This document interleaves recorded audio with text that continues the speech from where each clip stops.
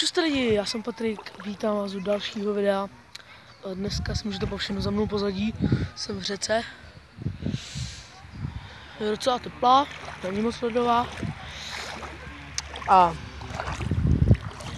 jsem vám chtěl říct jenom, že jsem u vody. Takhle. A chtěl jsem vám říct to, že natočím vlog do Itálie, jak pojedeme. Nepoletíme, protože moje babička se bojí, takže pojedeme autem.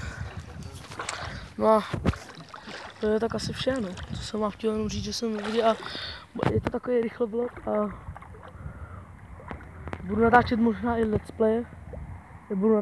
Budu natáčet Happy Wheels, možná znáte, to natáčel i Hogi a nevím, co budu ještě natáčet, ještě si rozhodnu a to bylo takové rychlejší video, jestli se vám trošku líbilo, dejte like, ti, co jste noví, můžete dát odběr a mějte se krásně a zatím čus a ti, co jste u řeky, přeju vám hezké prázdniny a užijte si to v řece a čau, čus.